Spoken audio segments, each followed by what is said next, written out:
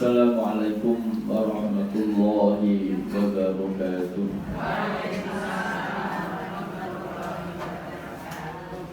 Alhamdulillah, nahmaduhu wa nasta'inuhu wa nastaghfiruh wa na'udzu billahi min syururi anfusina wa min sayyiati a'malina.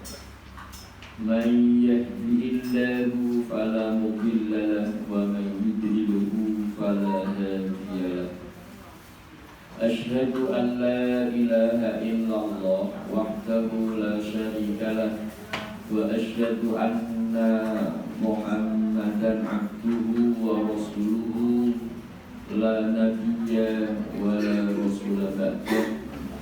Qala Allah Ta'ala fi kitabihil karim wa huwa asdaqul qailin wa ma yantiqu 'anil hawa in huwa illa wahyun yuha. Wa qala ta'ala aidan wa ma ataakumur rasulu fakhudhuhu wa ma nahakum 'anhu fantahu. Wa sallallahu ala sayyidina Muhammad wa ala alihi wa ashabihi wa man tabi'ahum bi ihsanin ila yaumil qiyamah amma ba'd.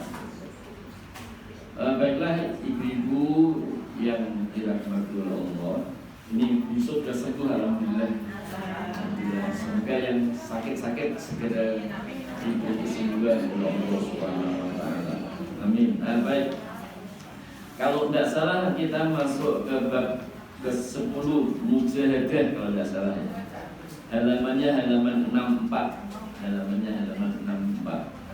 Kalau di buku yang kita sepakati penggunaannya ya halaman 64. Memang kesulitan buku-buku hadis itu kadang-kadang tidak kompak. Misalnya dalam memberi nomor itu tidak kompak. Jadi kadang-kadang nomornya beda.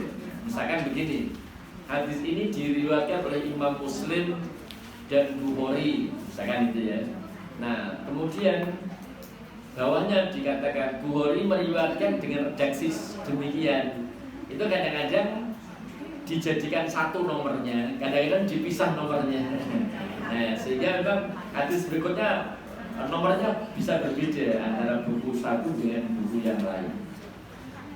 Itu memang kesulitan, tapi alhamdulillah di akhir-akhir ini tuh kayak ada upaya untuk menyatukan nomor supaya gampang, supaya lebih mudah itu menyatukan nomor. Itu yang sudah itu Bukhari Muslim dengan ya. Itu biasanya penomorannya pakai Syekh Fuad Abdul Baqi ya, namanya beliau Syekh Fuad Abdul Baqi. Nah baik, nah, jadi kalau kita sepakati pakai satu buku ya, enak. Jadi halamannya itu bisa sama. Babnya bab 10 halamannya 64. Nah, nanti kita akan kaji dua hadis. Karena hadis yang kedua itu sebenarnya sama dengan hadis yang pertama, dan diberi nomor yang berbeda. Nah baik, an Abi Hurairah, dari Abi Hurairah radhiyallahu anhu, semoga Allah meridhoinya. Qala, berkata Abu Hurairah, qala Rasulullah, bersabda Rasulullah sallallahu alaihi wasallam, Innallaha ta'ala, Innallah sesungguhnya Allah Ta'ala maha tinggi Allah. Qala itu berkata, berkata Allah. Dan ini hadisnya hadis qudsi. Nah, hadis qudsi dari Nabi Muhammad SAW berkata, sesungguhnya Allah berkata. Itu berarti namanya hadis qudsi. Jadi biasanya ada dua redaksi ya. Satu sesungguhnya Allah berkata, atau yang kedua adalah Fima yarwihi an robbihi ya, mengenai yang Nabi riwayatkan dari Tuhannya. Kadang-kadang menggunakan kata-kata Fima yarwihi an robbihi, kadang-kadang Qalallahu ta'ala. Tapi bukan Al-Quran, bukan Al-Quran. Jadi hadis. Nah bedanya apa? Kalau Al-Quran itu tidak boleh, itu redaksinya itu kecuali ya redaksi Al-Quran. Nah, jadi kalau Quran itu harus persis sama dengan yang ada di mushaf, itu harus sama. Tapi kalau hadis itu seorang perawi penutur itu bisa meriwayatkan dengan makna. Nah, kalau Quran tidak boleh.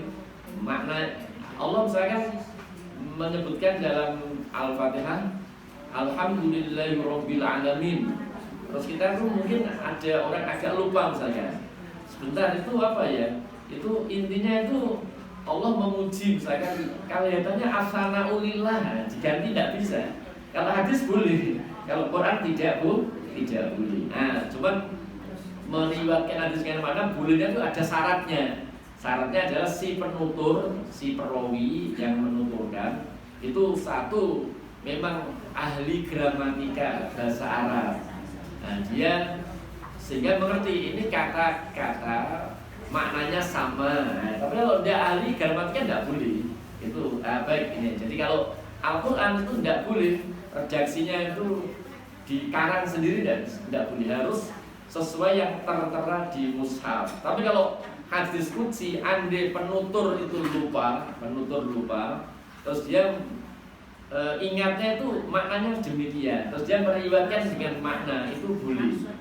Maksudnya begini gitu kan, nah itu boleh. Kalau Quran tidak boleh, harus letterlek, harus persis, harus persis. Nah kalau hadis qudsi itu boleh menuturkan dengan makna.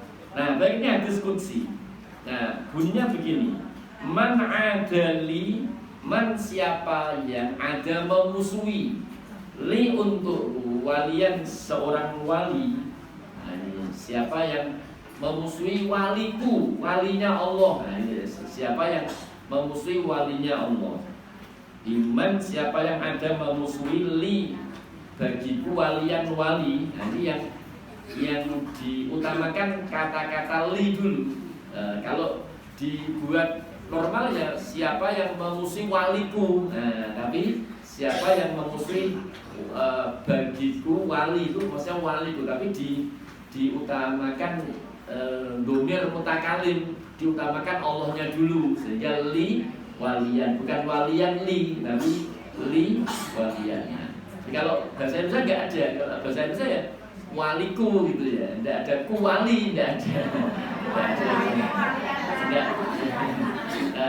Apa itu kalau bahasa Arab tuh memang ada ditekankan. Ini siapa yang memusuhi waliku, faqad maka sungguh adzantuhu, aku mengumumkan kepadanya.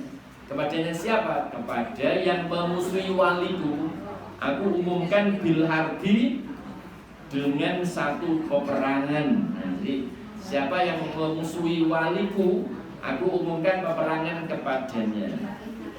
Wa ma taqarraba. Nah ini kemudian ciri wali, wali.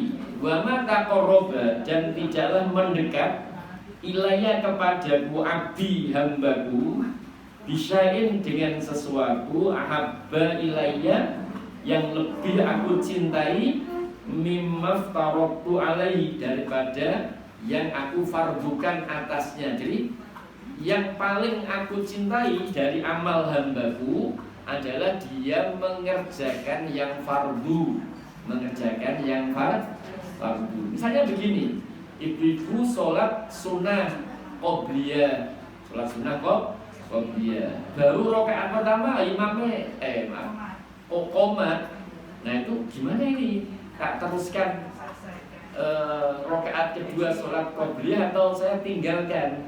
Nah tentunya mengutamakan yang wajib. Jadi yang sholat sunnahnya qobliyah tadi diputus, terus kita ngikutin sholat fardu. Nah karena yang paling Allah cintai itu adalah yang fardu daripada yang sunnah, sunnah. Saya misalnya ya, ada santri pas Senin, dia puasa Senin Kemis. Nah terus puasa Senin Kemis itu hukumnya sunnah, sunnah. Nah santri kalau terbiasa beda ya, terbiasa terus sudah terlatih ya, puasa Senin Kemis itu nggak ngantuk. Nah tapi ada santri tidak terlatih, nek puasa Senin Kemis ngantuk terus. Nah sementara tholabul ilmi hukumnya wajib, wajib. Nah kalau dia puasa Senin Kemis, ngantuk malah orang murojaah. Nah, kecuali kalau sudah terbiasa, dia sudah terbiasa, meskipun puasa tidak ngantuk, sudah terbiasa, sudah bisa memanage diri. Tapi kalau tidak terbiasa, ya sehingga jadi ngantuk itu. Nah ini ada pilihan di hadapannya. Aku terus Senin Kemis atau aku terus murojaah, menangkan murojaah. Karena dia usianya masih usia belajar. Nah, beda kalau ibu-ibu aku ngaji ngantuk. Biasa. Lah ngaji ngantuk kok nek omah yo poso yo ngantuk, ngaji yo ngantuk, ya sekarang poso wae. Menang poso wae. Baik, nek padha ngantuk nek poso entuk pahala. Nah, biasanya nek ora poso pun ngaji yo ngantuk juga. Ngantuk juga. Kalau gitu ya menangkan puasa sunnah saja, kok ikut ngaji entuk barokah majelis. Dapat barokahnya majelis. Tapi intinya kembali kita sini, balik ke inti ya. Jadi yang lebih Allah cintai adalah yang fardu daripada yang sunnah.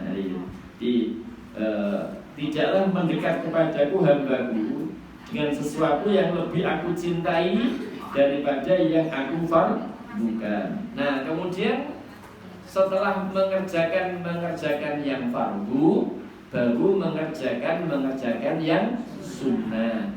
Ada beberapa istilah ya, ada sunnah, ada nafilah, jamaknya nawafil. Ada juga namanya mustahab. Jadi ada sunnah, ada nafilah, jamaknya nawafil, ada mustahab. Nah ini digunakan kata nawafil. Wa ma yazalu, dan tak henti-hentinya abdi hambaku yataqarrabu ilayya, mendekat kepadaku bin nawafili, dengan perkara-perkara sunnah, hatta uhibbahu, sampai aku mencintai kepada hambaku itu. Nah jadi hamba nomor satu adalah ngerjakan yang wajib, yang kedua ditambahkan yang sunnah. Jadi dia sudah wajib dulu, tambah yang sunnah ya, yang sunnah sehingga Allah mencintainya, Jadi kalau kita lihat yang di awal tadi, adalah siapa yang memusuhi waliku. Nah berarti ini istilahnya proses menjadi waliullah. Nah itu satu adalah mengerjakan yang wajib. Yang kedua adalah mengerjakan ditambahi yang sunnah. Terus sunnah istilahnya sampai jos ya. Sampai ya aku mencintainya. Nah kalau aku sudah mencintainya, fa idza ahbabtuhu, maka jika aku mencintainya, maksudnya mencintai hambaku yang mengerjakan yang fardu, terus ditambah yang sunnah, maka jika aku mencintainya, kuntu adalah aku Allah, maksudnya kan hadis qudsi ya. Kuntu adalah aku Allah, sam'ahu, menjadi pendengarannya, alladzi yasma'u bi, yang dia bisa mendengar dengan pendengaranku itu. Jadi itu kayak punya basiroh, punya mata hati yang tajam sekali. Dia tidak belajar misalnya sosiologi, dia istilahnya wutun saja mengerjakan yang wajib, tambah yang sunnah, tapi dia punya basiroh yang tajam. Dia bukanlah, kadang-kadang ada orang itu analisanya tajam sekali. Wah itu dia dengan ilmu. Ada juga orang yang dia tidak punya pengetahuan tentang analisa yang tajam, dia tidak punya. Misalnya bahasanya gini, dia tidak punya ilmu yang daki-daki. Dia tidak punya ilmu yang daki-daki, tapi dia punya basiroh. Basiroh. Nah, basirohnya didapatkan dari mana? Didapatkan dari mengerjakan yang fardu ditambah yang sunnah. sunnah sampai aku Allah mencintainya. Kalau aku mencintainya, maka aku menjadi pendengarannya. Dia mendengar. Itu artinya kalau bahasa umum orang tersebut punya basiro, punya mata hati yang tajam. Maka kalau aku mencintainya, aku menjadi pendengarannya yang dia mendengar dengannya. Wa basarahu, dan aku menjadi penglihatannya. Alladzi yang yubsiru bihi, dia bisa melihat dengannya. Wa yadahu, dan aku menjadi tangannya. Alladzi yabtishu bihi, yang dia itu bisa beraktivitas dengan tangan tersebut. Wa rijlahu, dan aku menjadi kakinya. Alladzi yamshi biha, yang dia bisa berjalan dengannya. Ingat ya, ini kata-kata kiasan. Kata-kata kiasan. Zaman dulu ada orang memaknainya itu dengan kata-kata hakiki. Kata-kata hakiki. Namanya Syekh Siti Jenar. Syekh Siti Jenar itu memaknai dengan kata-kata dengan hakiki, dan dianggap oleh para wali yang ada saat itu serampangan. Itu serampangan, mengartikan hadis serampangan. Sehingga tidak hanya Syekh Siti Jenar, sebelumnya juga ada namanya Al-Hallaj dari Irak. Jadi beliau itu terpengaruh oleh seorang sufi dari Irak ya, namanya Al-Hallaj. Nah, sehingga dia itu punya pemahaman namanya manunggaling Gusti Kawula.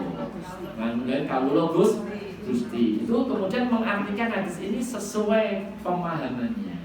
Sehingga menjadi wali-wali, wah itu bahaya tuh. Itu serampangan itu. Makanya aku ya Allah ya aku gitu ya. Ada juga orang namanya Abu Yazid Al-Bustami, itu juga begitu. Sehingga serampangan. Nah, itu para ulama membenci sekali orang-orang semacam itu. Jadi dia, ini Allah nih mengerjakan wajib-wajib, sunnah-sunnah. Itu hadisnya itu Allah menjadi pendengarannya, Allah menjadi penglihatannya, Allah menjadi tangannya, Allah menjadi kakinya. Itu kan berarti manunggal. Nah itu ya. Itu para wali-wali, waduh ini bahaya ini. Orang-orang kayak Syekh Siti Jenar itu ya, itu istilahnya nanti dianggap serampangan. Makanya para wali itu dalam sejarah Jawa ini nampaknya menghukum mati Syekh Siti Jenar, dihukum mati. Ada juga seorang ulama juga tapi tidak sampai dihukum mati ya dalam sejarah itu, daerah Pati ya. Tapi tidak sampai dihukum mati, tapi di namanya tahanan rumah, sehingga tidak boleh mengisi di mana-mana. Nah itu karena menyebarkan pemahaman kayak Syekh Siti Jenar. Nah itu begitu. Nah itu memang mengartikan hadis ini secara serampangan. Jadi maknanya kiasan, Kemudian di zaman Ibnu Taimiyah itu juga ada orang yang kayak Syekh Jenar tadi, orang yang kayak Al-Hallaj dari Irak tadi. Itu Ibnu Taimiyah itu menyebutnya golongan hulul. Hulul itu bersemayam, artinya bersemayam. Jadi dia beranggapan Allah bersemayam di jiwa seseorang. Nah itu pemahaman yang menyimpang, dari siapa itu? Biasanya kayak begitu tuh dari kalangan sufi yang ekstrim, sufi yang hulu. Sufi yang ekstrim itu biasanya punya pemahaman seperti itu, yaitu al-hulul manunggaling kawula Gusti, manunggaling kawula. Orang Jawa itu banyak yang mempunyai pemahaman seperti itu, manunggaling kawula Gusti. Saya kurang tahu kalau Pangestu Ubud gitu ya, tapi memang orang Jawa itu banyak sekali. Aliran kepercayaan. Ya kalau itu kan aliran kepercayaan, ini memang dari Islam. punya pemahaman al-hulul. Al-hulul atau manunggaling Gusti sama kawula.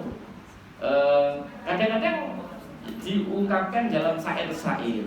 Ada itu ya, lagu sekarang kok dikarang oleh orang ya dia nyerempet itu ya saya aduh ini lagunya ini syairnya nyerempet pemahaman Syekh Siti Jenar, nyerempet pemahaman al-halaj atau kalau di zaman Ibnu Taimiyah itu namanya al-hulul, orang yang punya pemahaman al-hulul, yaitu Allah bersemayam di diri seorang hamba. Enggak suka para ulama-ulama fikih, ulama ahli hadis terhadap kelompok-kelompok itu marah besar, makanya istilahnya karena yang jadi penguas ulama-ulama jadi kodi, jadi hakim itu dianggap murtad sehingga diberi hukum mati. Al-halaj kan dihukum mati. Nah baik. Kemudian wa idza sa'alani, kalau dia meminta kepadaku, apa itu aku beri kepadanya. Wala in ista'adzani, kalau dia memohon perlindungan kepadaku, la uidzannahu, niscaya aku juga akan memberikan perlindungan kepadanya. Ini hadis dari Abu Hurairah. Hadis yang kedua mirip ya, tapi dari Anas bin Malik. Anasin, dari Anas radhiyallahu anhu. Anin Nabi, dari Nabi Muhammad sallallahu alaihi wasallam, fima yarwihi an Rabbi, mengenai apa yang diriwayatkan oleh Nabi dari Tuhannya. Ini redaksinya, kalau yang Abu Hurairah itu mengatakan qala Allah Ta'ala kan. Kalau yang Anas bin Malik adalah mengatakan fima yarwihi an Rabbi. Jadi hadis qudsi itu cirinya itu. Cirinya adalah kalimat qala Allah Ta'ala, yang itu adalah kalimat fima yarwihi an Rabbihi, itu ya. Nah, qala berkata Rasulullah sallallahu alaihi wasallam, apa itu, tapi hadis qudsi kan ya. Idza taqarrabal 'abdu, kalau seorang hamba mendekat. Qala berkata Allah ya. Qala berkata Allah. Idza taqarraba, kalau mendekat, al-'abdu hamba ilayya kepadaku, sibron, satu jengkal. Taqarrabtu, aku akan mendekat ilai kepadanya, diroan, satu hasta. Kalau hambaku mendekat kepadaku satu jengkal, aku mendekat kepadanya satu hasta. Wa idza taqarraba ilayya diroan, kalau dia mendekat kepadaku satu hasta, taqarrabtu, aku mendekat minhu darinya ba'an, satu depa. Wa idza atani yamsi, kalau dia mendatangiku dalam keadaan berjalan, ataituhu harwalatan, aku mendatanginya dalam keadaan berlari, Ini hadis sekali lagi dimaknai secara majaz, Jadi jangan sampai memaknai seperti siapa tadi, al-halaj ya, atau Syekh Siti Jenar, jangan sampai. Atau punya paham al-hulul di zaman Ibnu Taimiyah namanya, beliau menyebut paham al-hulul. Nah baik, ibu-ibu yang dirahmati Allah. Nah ini dua hadis, tapi itu sebenarnya sama ya. Satu cuma riwayat Abu Hurairah, yang satu riwayat dari Anas bin Malik. Apa itu? Babnya kan bab mujahadah. Jadi bersungguh-sungguh untuk menuju Allah. Nah bagaimana cara bersungguh-sungguh menuju Allah itu? Ya dengan cara mengerjakan yang wajib-wajib ditambah mengerjakan yang sunnah. Di dalam surat Al-Ankabut ya, wa man jahada fa innama yujahidu li nafsi. Siapa yang sungguh-sungguh menuju Allah, maka dia bersungguh-sungguhnya itu bermanfaat untuk dirinya sendiri. Nah, jadi siapa yang bersungguh-sungguh kepada Allah, maka dia bersungguh-sungguh tadi manfaatnya kembali kepada dirinya sendiri. sendiri. Tadi begitu. Jadi ini di ayat sebelumnya kan gini ya. Siapa yang menginginkan perjumpaan dengan Allah itu kan ya. Nah, itu kan dari situ. Maka sesungguhnya waktu itu sangat pasti akan datang dan sangat dekat. Nah, gitu. Jadi memang ini namanya sungguh-sungguh. Disungguh-sungguh kepada Allah itu apa? Nah, tadi itu caranya adalah dengan mengerjakan yang wajib, kemudian ditambah dengan yang sunnah. Beberapa daerah ya itu memang istilahnya sangat dibetulkan ya, istilah wali ya, sehingga orang tuh berbondong-bondong ingin jadi wali. Nah, sehingga ini salah konsep. Nah, jadi wali itu adalah siapapun ya. Kalau dia bertakwa pada Allah, pasti dia akan menjadi wali. Makanya disebutkan wallahu waliyul muttaqin. Allah itu adalah walinya orang-orang yang bertakwa. Jadi menjadi wali itu ya orang kok kemudian enek wiridane khusus. Nah, kok jadi wali. Nah, itu kan ada orang begitu ya, banyak wiridane khusus. Kok jadi wali. Nah, enggak begitu. Atau di daerah-daerah Jawa, terutama Jawa yang banyak berkembang sufi ya. Jadi kalau di sini tuh tasawuf berkembang tuh, kalau saya perhatikan daerah Purworejo itu tasawuf berkembang. Magelang, Purworejo itu biasanya kiai-kiai itu adalah kiai-kiai yang coraknya tasawuf. Boleh saja, tapi sisanya jangan sampai salah konsep dan berlebihan, sehingga sudah salah konsep, berlebihan seakan-akan itu ngene kok jadi wali ya, jadi wali. Nah, sehingga kayak ada amalan. Saya kemarin ditunjukkan oleh orang ya, sampai amalannya apa? Amalan tadi ya, kelompoknya siapa Sakti Jedar kan ya, itu sampai judulnya itu begini, cara menjadi Tuhan gitu ya. Nah, itu ya pakai bahasa Arab pegon ya. Nah, jadi ya itu salah konsep. Ini tidak kok terus manunggalin Gusti sama Allahnya, enggak begitu. Sampai begitu, Bang. Saya ditunjukkan itu orang daerah Sumatera. Jadi memang itu namanya sufi yang berlebihan. Nah, jadi terus wali itu apa? Wali itu setiap orang yang menjalankan yang wajib, ya kan? Yang wajib, kemudian nanti ditambah yang sunnah. Nah, kemudian orang itu, kalau orang Jawa itu, orang Jawa ya sebenarnya tidak Jawa, orang Sumatera juga itu sering mengkaitkan dengan namanya karomah. Nah, ini saya sampaikan ya ibu-ibu, bapak-bapaknya nggak ada ya. Jadi memang itu yang dikesankan ke kita, sehingga orang itu berlomba-lomba untuk mencari karomah. Bukannya kita itu mengingkari karomah, tidak. Kita tidak mengingkari karomah, sebab kenyataannya banyak kisah-kisah ya sahabat-sahabat Nabi yang nampak sekali ada yang namanya karomah. Jadi dia hampir apa ya? Jadi kalau untuk Nabi itu mukjizat. Nah, kalau orang-orang khusus itu namanya adalah karomah. Seperti dikisahkan sejarahnya Ali bin Abu Thalib. Itu waktu perang Khaybar. Waktu perang Khaybar itu dalam sejarah Ali bin Abu Thalib itu pagi harinya itu kan Rasulullah itu mencari Ali, sebab sebelumnya itu istilahnya apa? Benteng Khaybar itu sulit ditembus.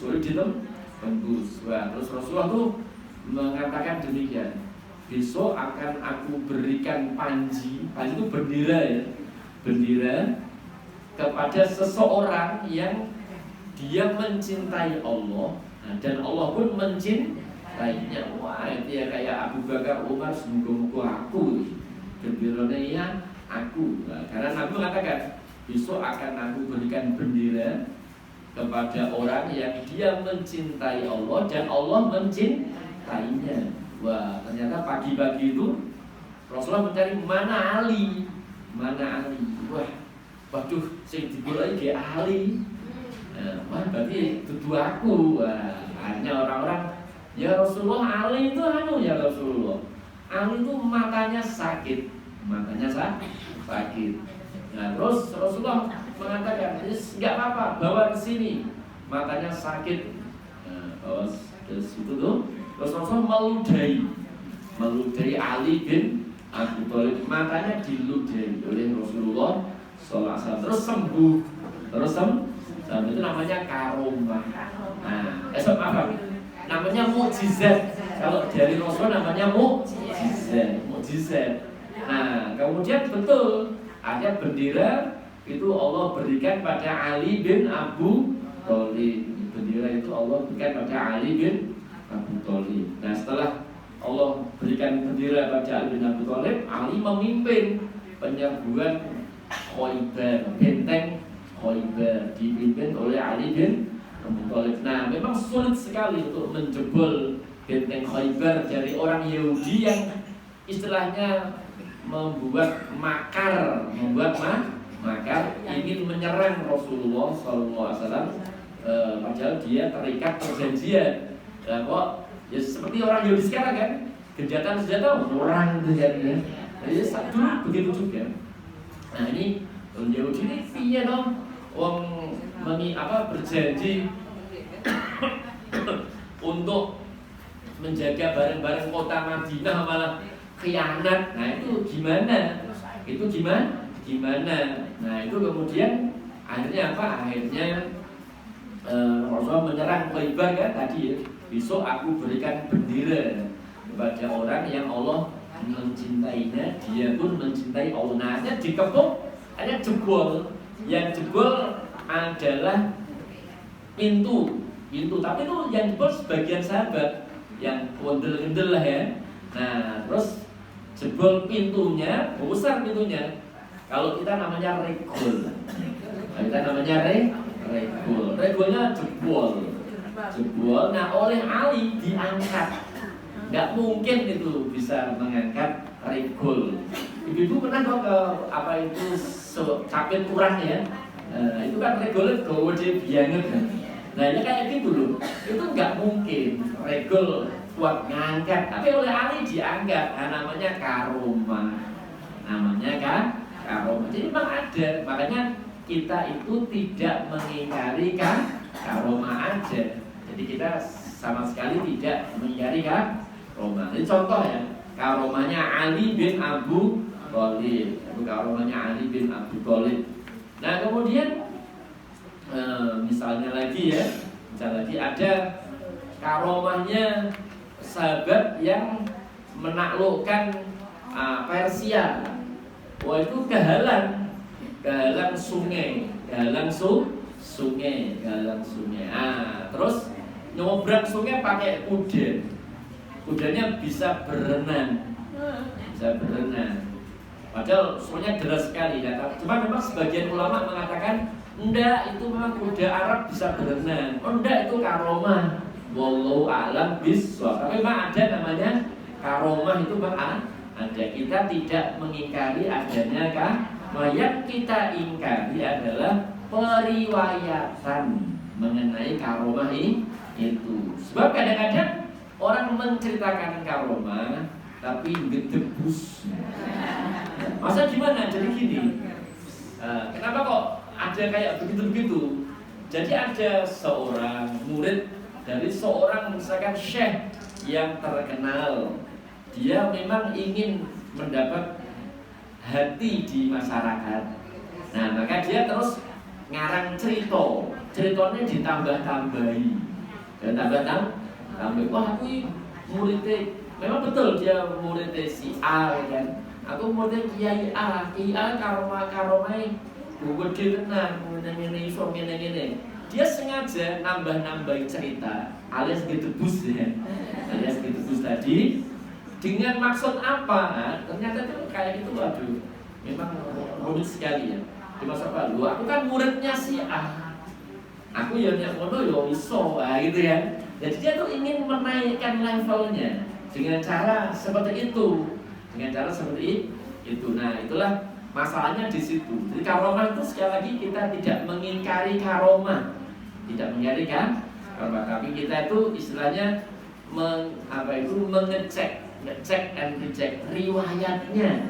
Riwayatnya itu bener apa ora. Sebab banyak kejadian tadi seorang santri meriwayatkan karomah kepada masyarakat luas. Dan masyarakat luas itu memang suka kayak begitu-begitu. Nah, ini sasaran empuk dari orang-orang yang punya niat tidak baik. Ya, baik itu sasaran empuk untuk orang-orang yang punya niat tidak baik, sehingga dia istilahnya apa? Memanipulasi hadis-hadis seperti ini tentang waliullah. Wali itu ada karomahnya. Dalilnya itu hadis ini betul dia. Nyamanya ini betul aja ada. Cuma terus dia sampaikan itu membangun narasi ya, narasi. Tapi kalau dia yang mengatakan saya wali, mungkin kalau saya langsung katakan saya wali, repot, nanti orang nggak percaya. Udah, tapi supaya saya itu nama saya harum di tengah masyarakat, saya tak cerita guru saya. Kalau guru saya semua udah kenal, wah guruku ini, aku muridnya. Nah, sehingga disitulah banyak cerita-cerita palsu, banyak cerita-cerita bohong begitu. Makanya sepanjang ya kita ini kok masih tidak mau recheck and recheck, film namanya Sunan Kalijaga. Ada filmnya kayak dulu di TVRI ya. Sunan Kalijaga ketemu Sunan Bonang misalnya. Nah, terus kemudian apa itu istilahnya dibegal sama Sunan Kalijaga. Bagus itu ceritanya, tapi terus ini terus lama-lama bahaya ceritanya ini kan ya. Nah, terus misalnya dibegal terus terjatuh Sunan Bonang. Karena terjatuh ya tangannya agak miring itu, beliau ganduan suket. Nah, suketnya terus dicabut, nangis, waduh aku telah membunuh suket. Nah, terus waduh kok baik sekali ini orangnya itu ya. Misalkan juga terus tersentuh. Nah, terus kowe sing mbok golek apa? Aku kok ora apa. Nek kowe golek emas iki lho, kolang kalinya di emas. Nah, itu ya sekali lagi gini, kita tidak mengingkari karomah, enggak. Tapi benarkah cerita itu? Nah, itu masalahnya. Benarkah cerita itu? Ceritanya bener apa ora?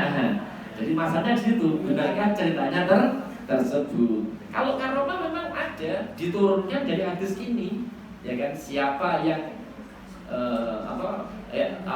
tidaklah ada yang lebih daripada yang wajib, kemudian yang sunnah sampai aku mencintainya. Nah, itu kan wali loh, cerita wali loh. Kalau aku mencintainya, aku jadi telinganya, aku jadi tangannya, jadi pendengarannya, tangannya, kakinya. Ya, terus dikembangkan ceritanya macam-macam sehingga banyak cita-cita karomah. Masalahnya sekali lagi ya, memang kita tidak boleh ingkar karomah, karena memang ada karomah itu.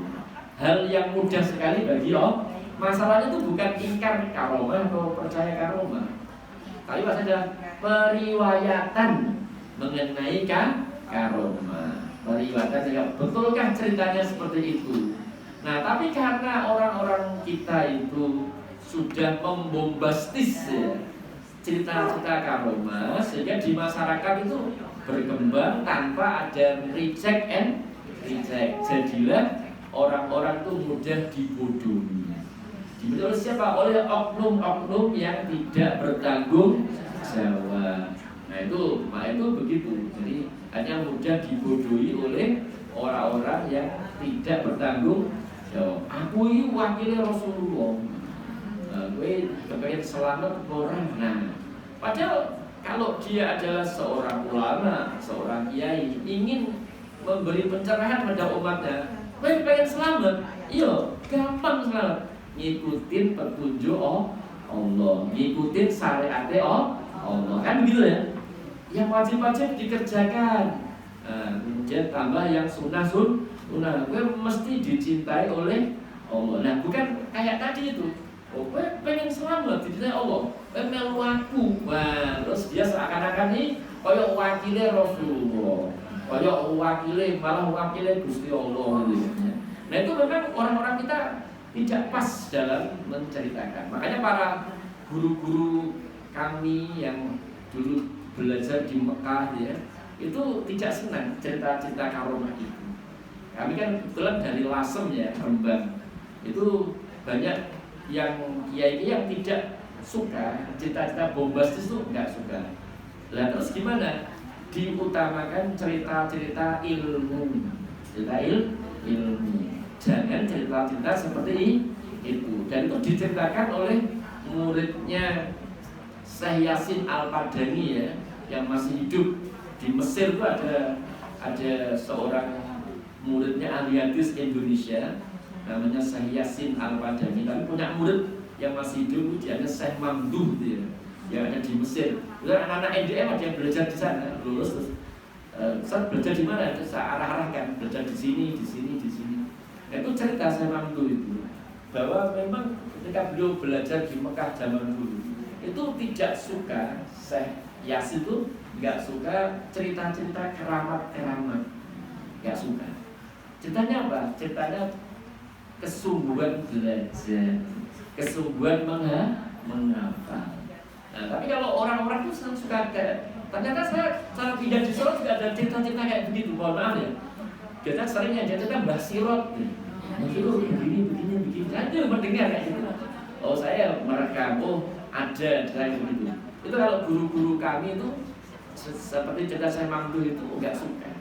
Dan terus gimana? Ceritakan hal-hal yang tadi itu apa itu istilahnya kesungguhan menuntut ilmu, kesungguhan dalam belajar. Sehingga diarahkan begini, arah itu begini, adalah istiqomah itu melebihi 1000 keramat.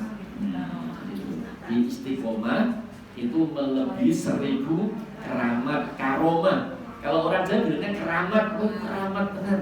Kalau bahasa Arab karomah. Jadi sekali lagi kita tidak mengingkari karomah, enggak ya, tapi adalah ceritanya itu hendaknya diverifikasi, bisa dicek and recheck seperti cerita-cerita seperti hadis Nabi. Nah, memang banyak orang kayak gitu tuh memang ya akhirnya bisa menyesatkan. Hanya apa ya? Karena nanti cerita kayak itu terus mengandalkan gurunya punya karomah, lama-lama kan murid kan semakin percaya kan, terus dia mengangkat diri, aku ya dulu kan. Maksudnya muncul beberapa orang kayak Abah Gaos ya. Abah Gaos itu daerah mana dia? Daerah Jawa Barat ya, yang pakai kupluk merah sama putih.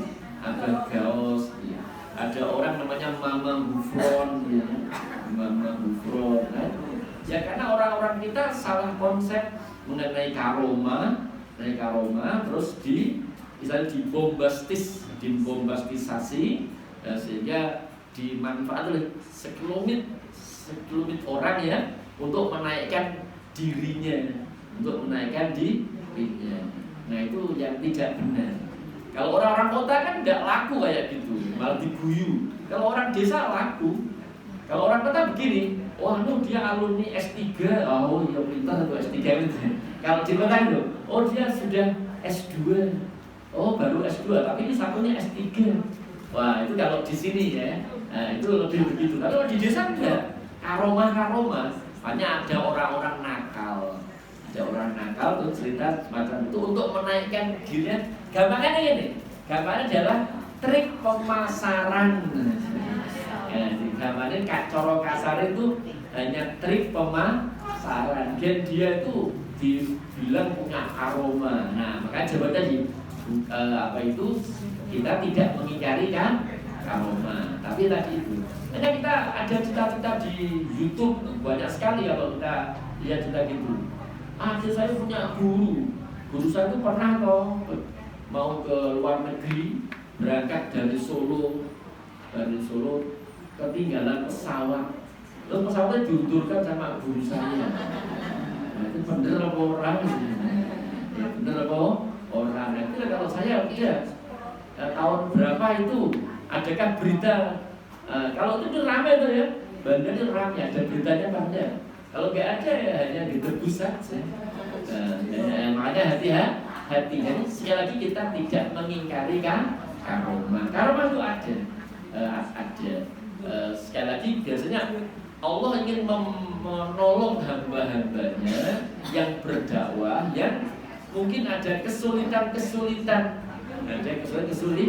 Terus Allah menunjukkan kebesarannya lewat orang-orang yang Allah cintai. Memang bisa begini, aku jadi telinganya dia mendengar, aku jadi matanya dia. Memang ada, namanya kan karomah. Kalau orang-orang namanya kan karomah. Tapi sekali lagi tadi memang ada orang memanfaatkan ini ya dengan cara yang licik, untuk kepentingannya pribadi. Yaitu sehingga tadi kita sebut ada Abah Gos di Tasikmalaya itu muridnya ya wakil bupati, ya orang-orang penting di Tasikmalaya. Itu juga heran juga, iso kayak begitu ya. Nah, makanya nggak bisa sudah dilaporkan oleh beberapa kiai MUI dari Bandung, tapi nggak bisa diproses karena di daerah Tasiknya itu beliau Abah Gos itu muridnya tuh bangsa pegawai. Nah, begini-begini sederhana saja. Dia kepengen jabatannya naik, terus pokoknya kepengen pangkatnya munggah didongakno. Kok terus mandi. Kok kepasnya naik tenang. Wah. Nah, itu pasti gitu kan. Wah, semakin percaya. Jadi kayak sudah dilaporkan Abah Gos karena dianggap pelecehan agama. Tapi nggak diproses karena memang nggak bisa karena banyak polisi muridnya, banyak ini. Nah jadi begitu ya. Jadi memang hadis ini tuh baik yang terakhir tadi ya. Jadi makanya tadi saya sampaikan manhaj beberapa ulama itu ada yang kurang suka menciptakan karomah-karomah tadi sebab adanya oknum-oknum yang tidak bertanggung jawab. Kemudian dia ngarang-ngarang cerita karomah untuk menaikkan dirinya, untuk menaikkan kelompoknya, untuk mengelabui masa.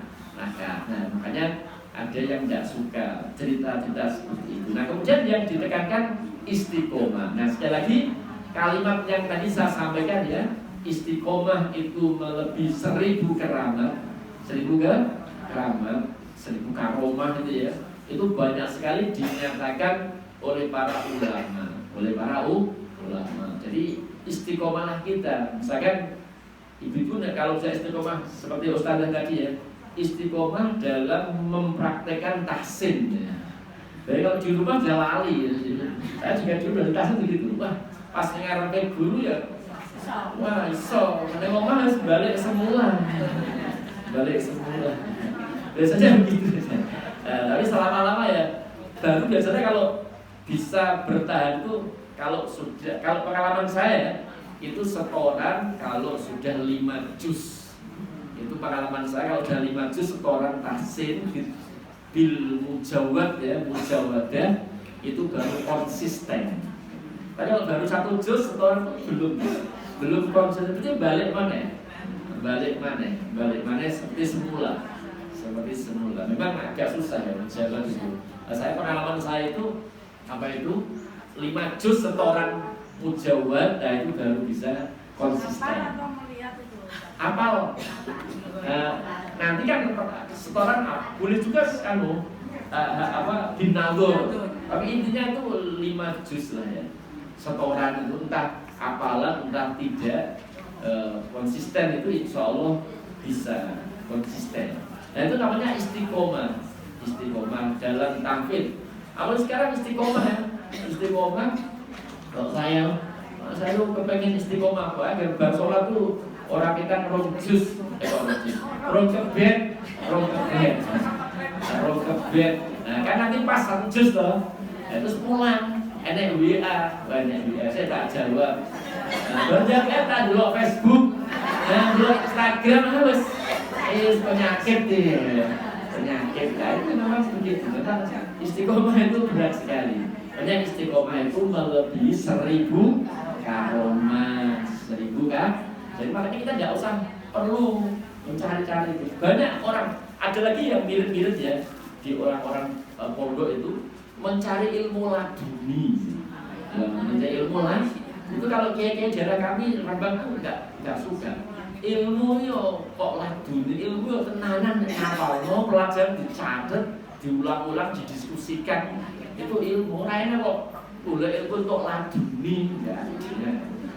Nah, jadi itu banyak kiai-kiai dari kami itu menolak kayak gitu-gitu. Kadang-kadang dibohongi sama temennya.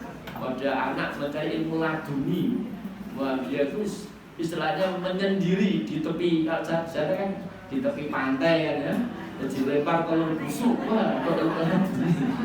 Terus yang lempar temannya dewi. Jadi itu kayak gitu-gitu tuh jangan. Jadi apa itu? Kalau Allah memberi keistimewaan begitu ya, itu namanya Allah memberi keistimewaan kepada siapapun yang Allah kehendaki. Memang adil. Kayak Adi Hidayat itu mungkin saya lihat tuh, itu saya juga punya ada orang yang sekalinya tuh apal tuh kan, otak-otaknya apa? Ya kayak gitu adalah Allah memberi apa itu keistimewaan kepada siapapun yang Allah kehendaki. Ya sama lah kayak ibu dikaruniai oleh Allah ya anak yang pintar-pintar. Nah, ada sebagian yang tidak dapat karena itu ya Allah menghendaki siapapun yang memberi pada siapapun yang Allah kehendaki. Allah mencabut kepada dari siapapun yang Allah kehendaki. Nah, yang penting kita nggak usah nyari-nyari karomah, bukan mencari karomah ya, karomah ada.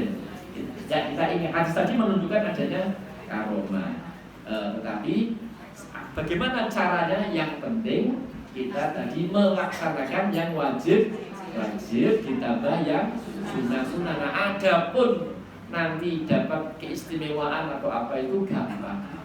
Itu kan yang penting kita istiqomah. Kita istiqomah. Nantilah enek dalani. Saya juga ada anak-anak itu ya, anaknya orang mampu di NDM, anak dalani wae. Itu karomahnya itu. Dalani sekolah untuk beasiswa untuk apa yo. Karomahnya ya gitu-gitu. Orang kok tadi ya mundurno pesawat kayak gitu. Ya baik ya. Jadi kalau tidak mengingkari bisa jadi iya, kan mudah bagi Allah kan. Tapi ceritanya bener apa orang. Nah begitu masalahnya. Nah baik itu ya, saya sampaikan 2 hadis ya. Monggo Bu.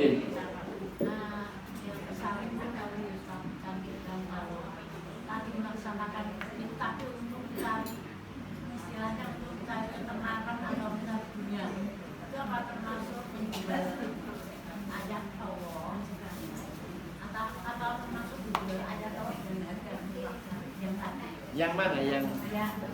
Oh iya tadi dengan cara seperti itu kan ya, itu memang bagian dari menjual ayat-ayat Allah dengan harga yang sedikit murah. Mungkin begini ya, kita mungkin lihat prihatin kasus di Pati gitu kan ya, di Ashari gitu kan ya, itu yang mengerikan sekali. Kenapa kok begitu? Karena orang-orang sudah awalnya percaya kayak gitu-gitu. Makanya jangan percaya. Wanitanya begini. Kalau kamu lihat orang terbang di udara, ini indahnya. Kalau kamu lihat orang jalan di atas air, dia melanggar syariat, itu wali setan. Nah, begitu tegas. Iya, wali setan. Jadi kalau ada orang kok melanggar syariat, tapi dia punya keistimewaan, itu wali setan. Itu caranya begitu. Jadi caranya itu syariat. Kan tadi kan ya, tidaklah lebih aku cintai hambaku daripada mengerjakan yang wajib. Nah, ya kan? Atau ditambahkan, mengerjakan wajib menjauhi yang haram. Sama. Jadi kalau ada orang kok dengan perkara haram kok deket-deket, terus dia pengaruhnya banyak, itu mesti orang itu tertipu, terperdaya. Tadi itu terperdaya pasti. Jadi cirinya gampang, pokoknya melakukan yang wajib, meninggalkan yang haram. Yang ada kiai punya taruhlah harisma, wah sehingga disenangi oleh santri-santrinya. Kebetulan kiainya yang rodok nom. Nah, saya senang cawe itu. Terus ayo dijak sering makan bareng ini bareng. Bayangkan dia kayak terus dia genit. Nah itu berarti tertipu, terperdaya. Bukan ustadz itu, ustadz yang khilaf, tertipu. Kalau nggak diingatkan, bahaya itu harus diingatkan. Oh itu diingatkan, ustadz ini kan, kowe ora bener kowe kalau santri ngono kuwi. Nah harus gitu. Kalau yang diingat terperdaya itu nanti. Caranya gampang caranya. Oh berarti melakukan yang wajib, terus meninggalkan yang haram. Kalau kiai itu saja meninggalkan yang syubhat.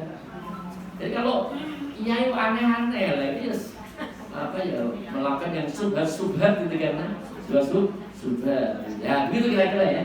Nah, iya. Ini pengalaman Mbah Ibrahim. Iya. Ini kan pas misi pengajian di Sahabat Hidayah.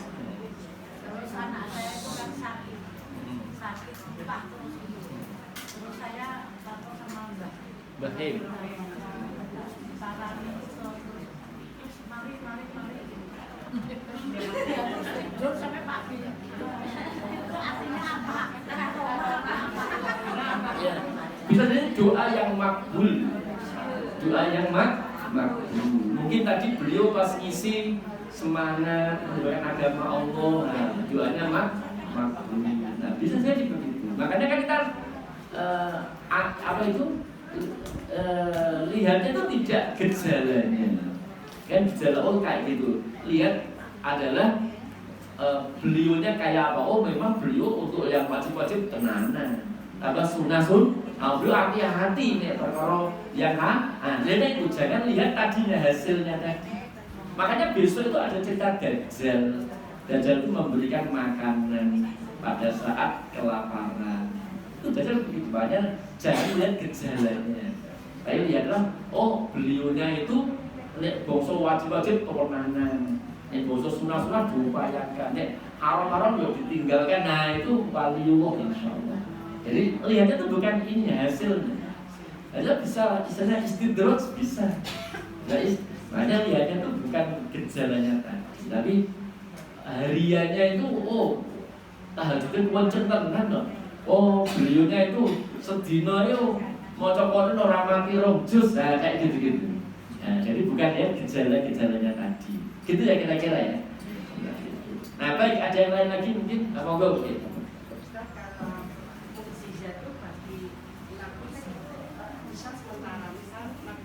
Iya. Yang apa? Oh tidak bisa langgeng. Itu kayak saat Allah menolong supaya dakwanya lancar. Bukan kok. Makanya aku iso ya itu sudah. Itu tanda-tanda ditebus. Dan dia kan Nabi Muhammad kan apa itu bulan-bulan terus setelah itu kan orang minta lagi oleh Allah nggak dituruti. Nah begitu. Harapan begitu itu sel yang satu saat Allah ingin nampakkan untuk menolong hambanya tersebut. Yo, istilahnya awalnya hambanya rekoso, dibully dan sebagainya, terus kok bisa ngono, kayak gitu ya. Itu kayak karomah seperti orang kok koyok satu saat koyok di program HP dinampakkan ada begitu. Nah,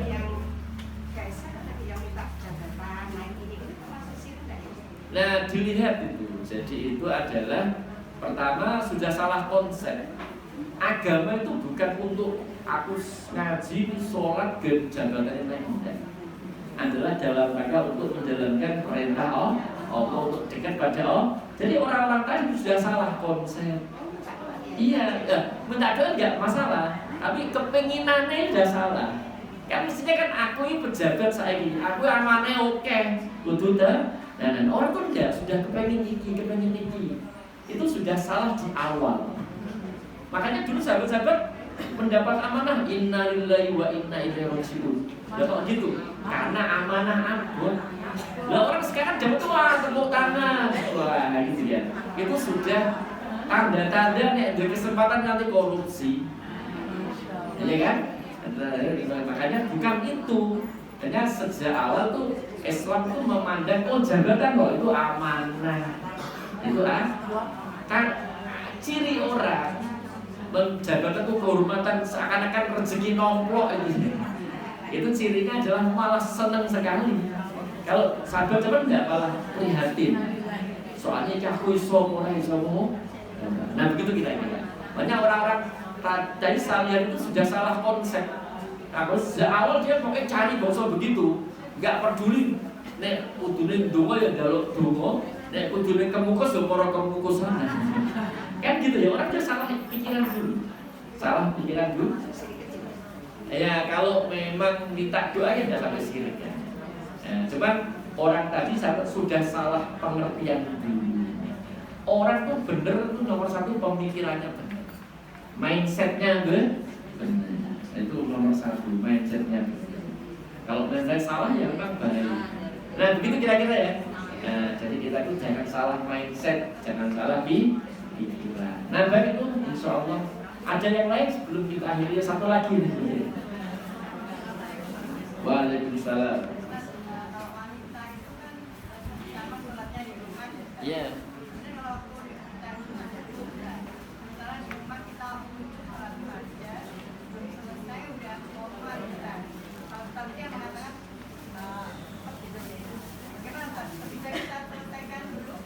Gini, jadi untuk menyelesaikan hal tadi boleh sholat fajarnya dikodok, ditunda, dikerjakan setelah subuh dengan catatan sudah terbiasa untuk sholat fajar. Gimana? Iya, kalau itu cukup udah komat berhenti. Sudah, nggak usah dikodok, dia sudah dapat pahala insya Allah. Nggak usah selesaikan, diputus. Kecuali kalau kan di masjid sekiranya imamnya komatnya la ilaha illallah, nyanda Allah Rasulullah Muhammad wa ala ali Muhammad salam, tidak usah sampai hamidum masih. Nah begitu. Jadi dilihat faktor-faktor yang lain atau yang lain. Nah kira-kira seperti itu. Ya, baik insya Allah itu ya. Ibu, semoga bermanfaat untuk kita semuanya. Kita akhiri dengan doa kaum majelis. Subhanakallahumma wa bihamdika asyhadu an la ilaha illa anta astaghfiruka wa atubu ilaik. Assalamualaikum warahmatullahi wabarakatuh.